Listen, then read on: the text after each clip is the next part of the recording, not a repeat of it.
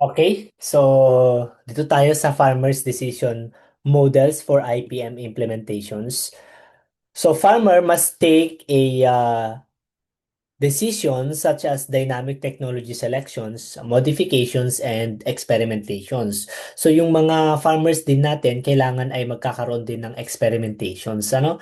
Especially kapag they want to explore something on their farm. So when farmers are actively involved in developing IPM procedures, they become owners of the technology.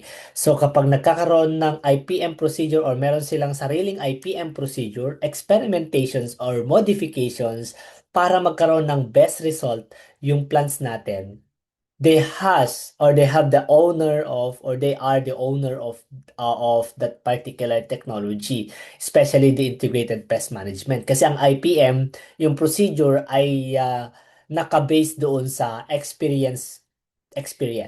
Okay?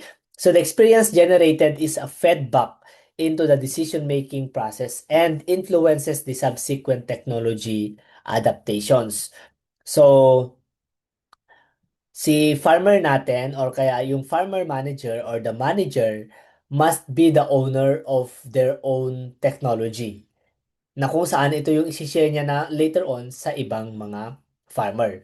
It is important to how the pest management practices evolve at the farm level are the factors underlying the farmer's decision making on pest management technology. So meron tayong farmer's decision making on pest management technology adoption figure here wherein kapag nagkaroon ng pest problem. Okay? Ano ang magiging perception ni farmers doon sa pest problems? Kasi kapag pest problem na tinatawag, this is the process begins with identification of the pest problem in the field. So the severity of that pest infestation, the damage, and potential yield loss trigger that need or the need for managerial or management actions. Okay? And then, cost of pest management options. So, magkano ba ang gagastusin natin diyan? So, kung chemical ang gagamitin natin, magkano ang gagastusin?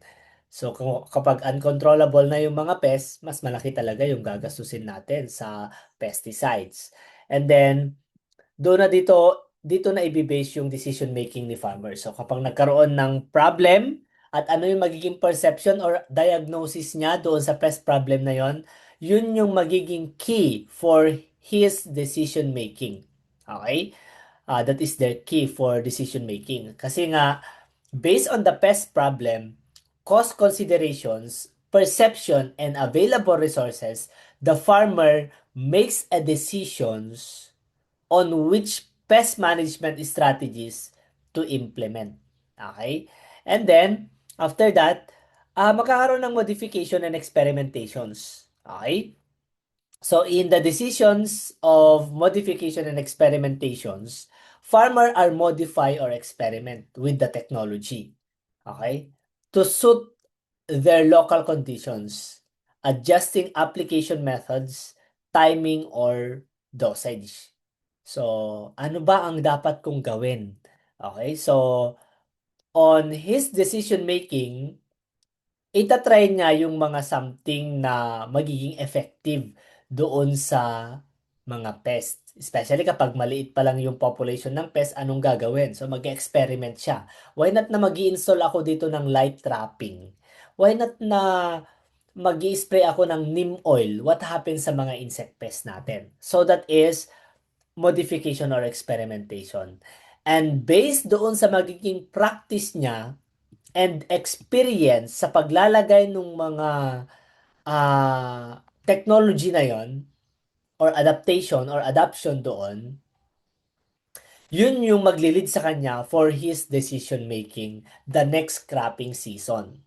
O, example sana, meron silang light trapping. Oh, nag-install ako ng light trapping doon sa gitna ng field.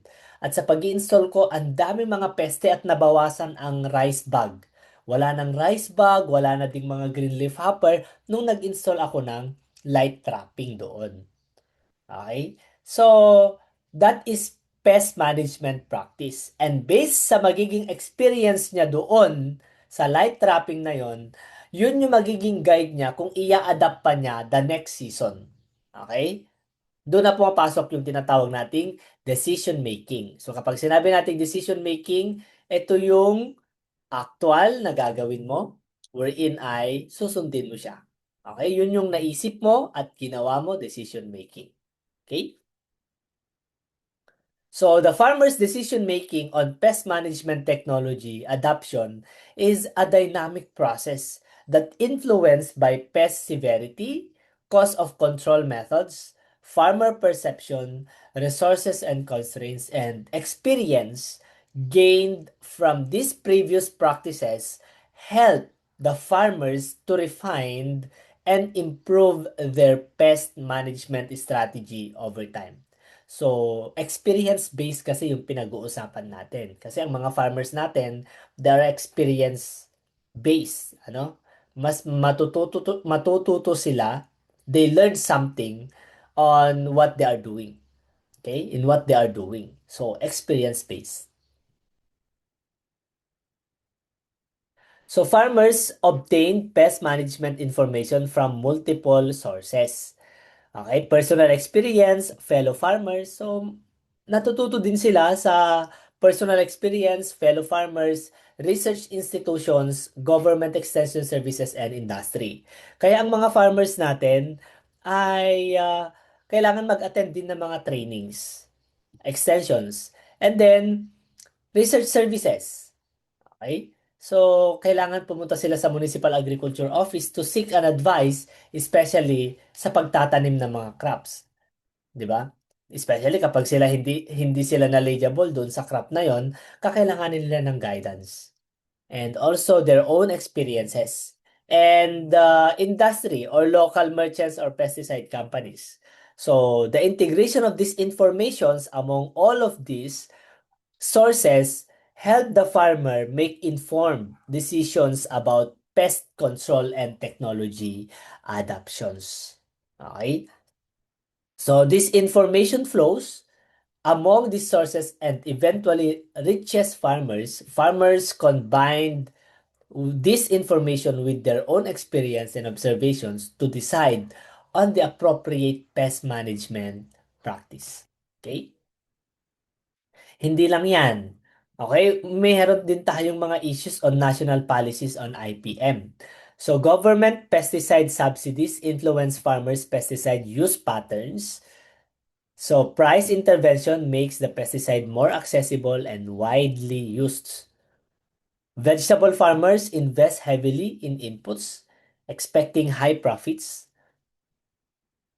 However, pest resistant develop requiring higher doses and new chemicals. Natural enemies decline, reduces biological pest control. Pesticide use may cause health hazard to farmers and consumers. So these are all problems. Okay? So lahat ng mga problem na ito kapag nagkaroon or na-encounter natin, what is the perception of the government? So kapag ito ay na-experience ng mga farmers natin, what is their perception on that particular pest problems? Okay? So, ang government perception of that pest problem, syempre magkakandak ng research. So, on that research, para makapag-decide si government, especially in conceptualizing a policies, kailangan magkakandak muna ng mga social experimentations regarding on that particular pest problems. So, yan yung perception ng government natin. And then, meron tayong pest management policies. Okay? So, the pest management policies must be implemented. Development of regulations, program and guidelines for pest control. Okay? And then, based on the experience of the government, outcome of these policies provide a lessons for improving a future pest management decision by the government. Okay? And then, on the pest problem, Siyempre, ano magiging government objective? Ano yung magiging resources and other constraint para makapag-decide sila what will do on that particular pest problems. Example, sana nagkaroon ng pest infestations or outbreak ng pest sa buong Pilipinas ng tungro virus. So, diyan maga-guide yung government, ano yung ipapasang batas, ano yung ikakandak na research, and ano yung mga alternative way na gagawin. Especially nung nagkaroon ng COVID-19, di ba? So, nung nagkaroon ng COVID-19, madaming mga protocols, okay, policies na ginawa yung ng government natin para mabawasan ang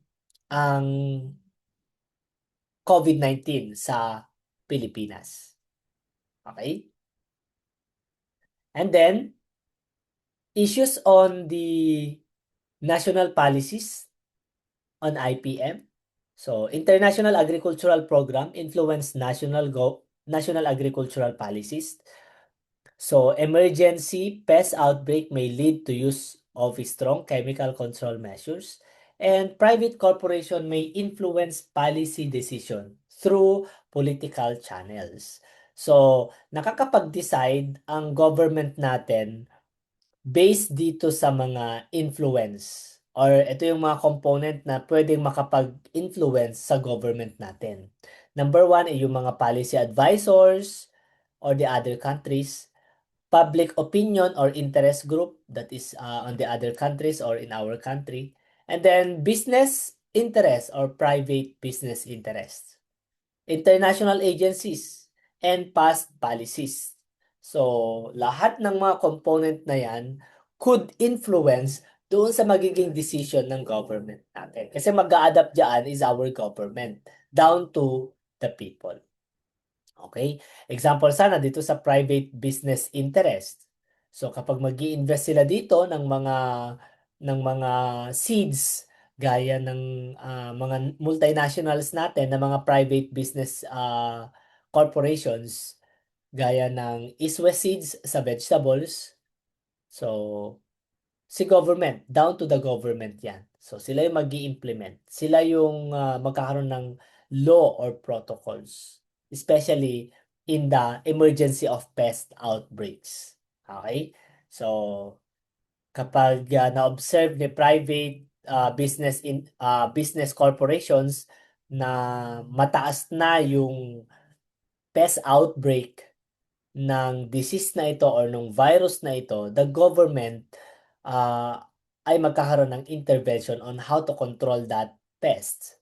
So, syempre may mga government-owned na mga departments, especially sa pest infestation department. Ano? So, International Agricultural Program influence the national agricultural policies. Okay? So, punta tayo dito sa sustainable pest management strategies natin.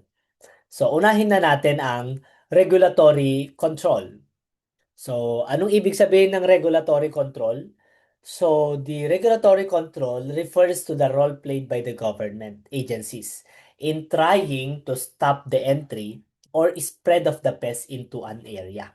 So, via inspections, embargo or totally banned, quarantine, okay, or isolations, destruction of infested material and other methods. So, preventing the entry and establishment of foreign plant and animal pests in an area. So, ang regulatory control is controlled by the government. Gaya ng Bureau of Plant Industry, okay, ng Department of Agriculture, Bureau of Animal Industries, to prevent yung entry ng mga newly pests. Especially lahat ng mga nag-i-import sa atin, kapag tayo ay nag-i-import, okay, kailangan i-inspect mismo sa airport or kaya sa mga barko yung mga plants na ipinapasok dito or yung mga animals na ipinapasok dito sa Pilipinas. Okay? To prevent yung entry ng mga peste. Eradication or suppression of the pest established in a limited areas. So, anong ibig sabihin ng plant quarantine? So, kapag plant quarantine under the regulatory control, It is a legal restriction of movement of the plants and plant materials between the countries and between state within the countries to prevent yung introduction and spread of the pest and diseases where they to do not or where they do not exist. So kapag hindi pa nag-e-exist yung peste na yan, kailangan ay dumaan muna siya sa quarantine. Okay? Kailangan dumaan muna siya sa anong tawag doon? Sa inspections, sa regulatory control divisions. And then, anong objective ng regulatory control? So, ito ay ginagawa lang ng government, ano? So, hindi pwedeng gawin ng farmer. Prevent the introduction and or spread of the pest through the application of various pest management techniques such as pest exclusion, detections, eradications, mitigations, and public educations. Okay? Ano ba yung procedure on the export of that product?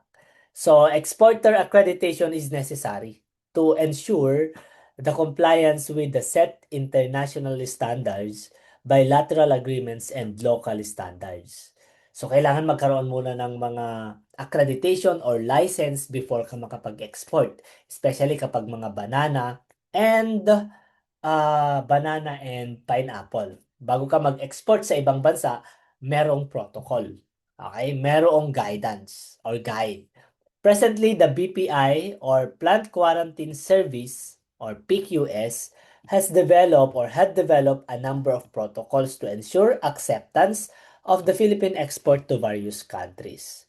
So, meron tayong procedure dito, pero bago yan, i-define muna natin ano yung scope ng ating objective scope ng National Plant Quarantine Services divisions in the export procedure. So, ang objective nito is to assure that the no export of fruits and vegetables shall be allowed unless the exporter is licensed and it is compliant with the requirement of the importing countries. Kasi, i-check mismo yung mga plants bago siya ilabas. Ang scope nito, this procedure start from the filling up of the application form, evaluation inspections, preparation of certificates, payment, and ends with releasing of approved license to export certificate. So licensing, so the process in which Department of Agriculture through its regulatory agencies approve an applications of a person, corporation, cooperative, agriculture, or fisheries establishment, or other juridical person for authority to operate. Okay? So ano yung unang procedure? Number one, they start submission of the notarized application form together with other requirements or documents. Ano? So if you fill up natin yan. So if you fill up nung mag-export ng product. And then after that, so i-review and evaluate application forms by the PQ officer or the plant quarantine officer inspector. The PQS inspector review, submit form, and evaluate validity of the documents. And then kapag kompleto, either i-accept ba siya or hindi. Kapag accept or kapag no to accept, require submission of lacking documents. And then kapag na-accept naman, so nagkakaroon na ng scheduling of orientation of exporter. The plant quarantine officer or inspector under the Presidential Decree 1433 will be discussed including the rules and regulations on the specific export commodity applied for. And then, nandun din yung food safety officer. Okay? So, the food safety officer, Act of 2013, its IRR relevant standard and codes of practice will be discussed during orientations. And then, inspection office, kapag compliant sila, yan, diretso sila sa may report and recommendations. Pero kapag non-compliant, reschedule of inspection again. Okay? Especially kapag may nakitaan silang something na hindi pwede for exportations. Plant quarantine inspector and food safety officer, an inspection report will be prepared by the PQS officer or inspector, which will also include photographs of the office. And this application form together with the report will be forwarded to the central office, and the PPSSD shall endorse the PQS companies with approved ICS. Okay? So, another one, after ng report and recommendations, final evaluations and preparation of certificates, that is under the central office, signing of license to export certificate by the NPQSD o chief. Okay? License to export will be signed by the BPI director upon the recommendations of the chief of the National Plant Quarantine Services Divisions. And then payment of fees and release of license to export certificates. Okay? So kapag na-release na, what is next? So secure customer feedback. So kakailanganin na later on ang customer feedback.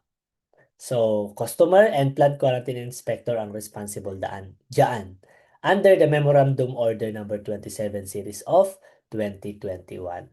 Okay? So, these are the form used or the basis of issuance and records generated from the application for license to export up to the accomplished customer satisfaction form. So, lahat ng mga forms ay available sa BPI website. Okay? BPI Administrative Circular Number 1 Series of 2021 requirements on the licensing and registration of food business operators engaged in the primary production, minimal processing, transport, and distribution of plant food. So, madaming mga requirements bago ka makapag-export. Okay? So, napaka-importante ito para maiwasan natin yung infestation ng mga pest din, na the same time, yung quality ng ating mga product. Okay? Pest introduction and spread. So, organism that is not a serious pest in its native environment can become devastating pests when introduced into a new environment. Baka kapag i-introduce kasi natin or kaya iniiwasan natin, kaya nagkakaroon ng mga requirements for exploitations para maiwasan natin yung pag-iiba or pag-i-introduce ng mga new pests doon sa new environment. Baka magkaroon ng mas devastating na damage, okay, of that particular pest. Often, the natural control that are present in the pest native environment are not present in the new area, allowing the pest to flourish. Baka mas dumami sila, magiging resistant sila doon sa area na yon kapag na-introduce sila sa new environment. So any organism that is introduced to a new non-native location and it is likely to cause economic or environmental harm or harm to human health is called exotic pests. So any organism daw na na-introduce siya in a new or non-native locations is called exotic pest. Especially kapag sila ay dumami. Okay? So kapag sinabi nating exotic, ito ay galing sa ibang lugar na nagkaroon ng infestation sa atin. That is so-called exotic. Kapag endemic naman, endemic pest, locally, sila ay nagiging peste dito sa atin. Okay? They're exclusively nandito lang sa ating area. That is so-called endemic pest. Meron tayong mga different pest spread. Okay? Paano ba nag-i-spread ang isang pest? Natural spread and artificial spread. So kapag sinabi nating natural spread, that is the movement without the assistance to humans. Okay? Moving only short or long distance through winds, water, and animals. So that is natural spread. Pero kapag artificial spread naman, that is movement of the pest through human. Can allow pest spread through modern shipping such as aircraft or bus. Artificial spread. Population dynamics. So to evaluate the seriousness of exotic pest threat or exotic pest threat, it is necessary to understand the environmental requirement of the introduced pest.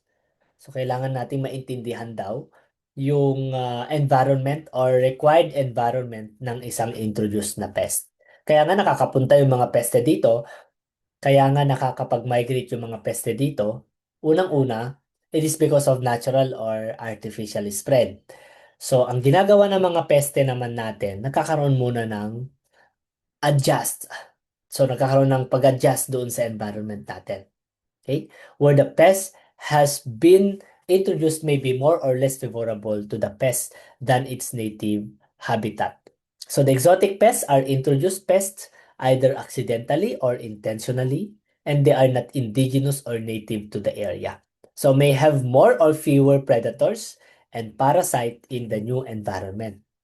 So the new locations may be more or less favorable in terms of environmental conditions. Okay?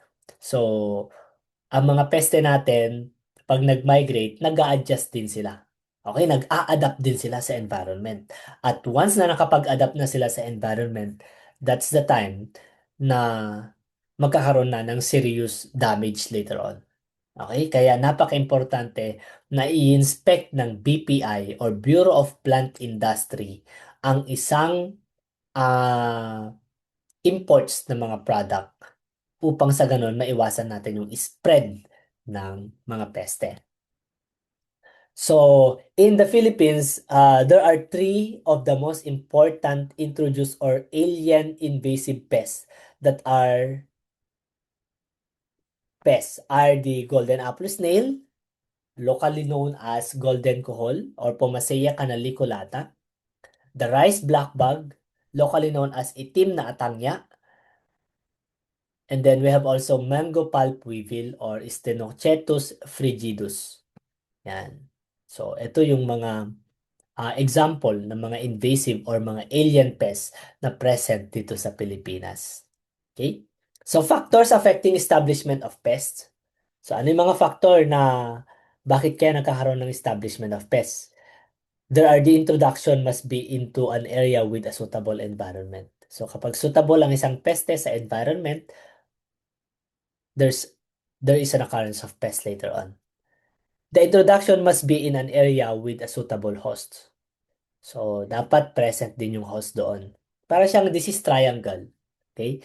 So, and then the introduction must include viable pests. Active dapat yung pests in sufficient number to allow for reproduction and spread. So kapag sufficient yung number of pests, suitable yung host, merong susceptible na host doon present, and suitable yung environment. Okay? So that is the factors or that is the requirement sa pag-damage ng mga peste natin. Okay? Dapat suitable sila doon sa area. Okay? So the introduction must be into an area with a suitable environment. For example, if the organism is like or killed by freezing or hot temperature, it is not likely to become an established outdoor pest. Okay? So hindi pwede. Ano kapag ang organism ay namamatay siya kapag may freezing or hot temperature, it is not suitable. Okay? So, kailangan ay fit sa environment ang isang pathogen or ng isang peste para makapag-occur ang infestations or magkaroon ng infestations.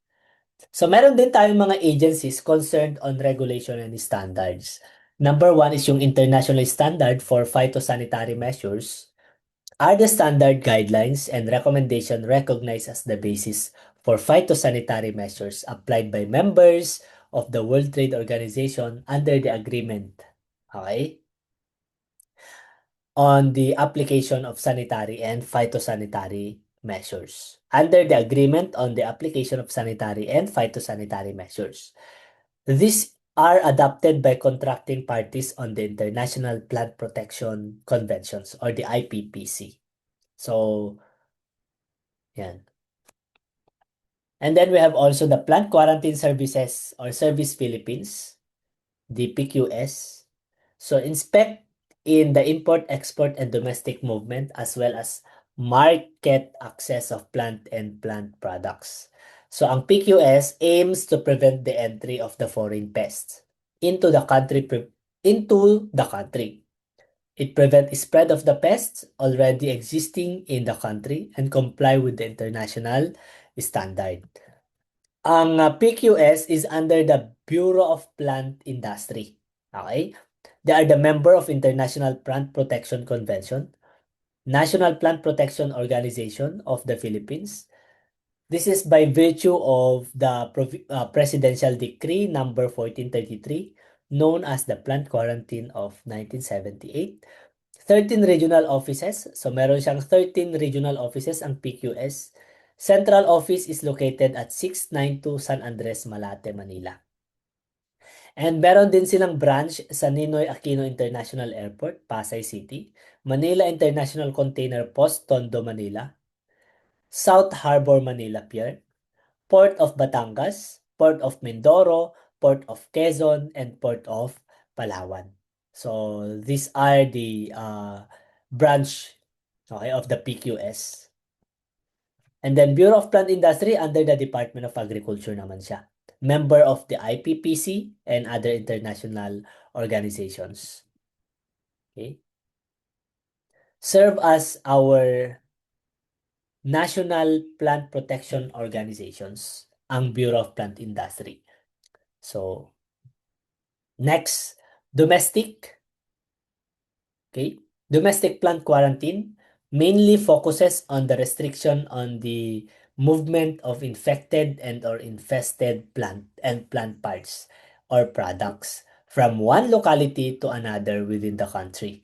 Okay? This is to prevent the further spread of indigenous quarantine pests and introduce pests and diseases to a known pest-free area. So these are the agency concerned on the regulations and standards. Okay? The PQS, the BPI, domestic plant quarantine, and also the International Standard of for Phytosanitary Measures or ISPM.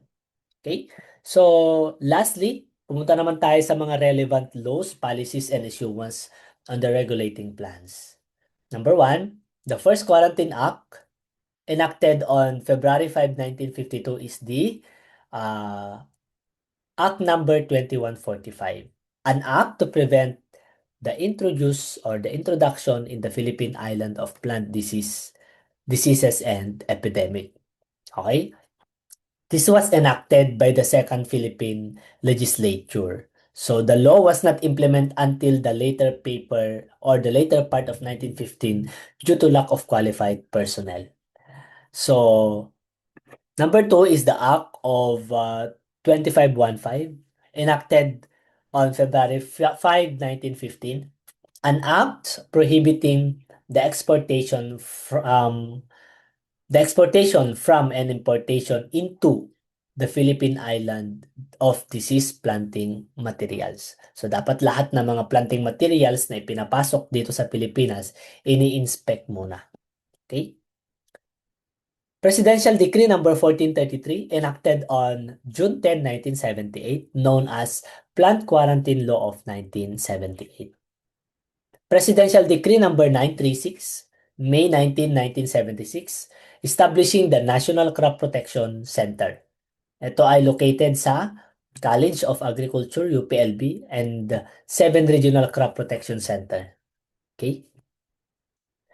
Memorandum Order number 126 series of 1993, implementing kasaganaan and ng sakahan at kalikasan or kasakalikasan, the National Integrated Pest Management Program. Okay? In-implement ito or kaya pinablish ang Memorandum Order number 126 para maturuan yung mga farmers natin na kailangan nilang i-adapt ang IPM.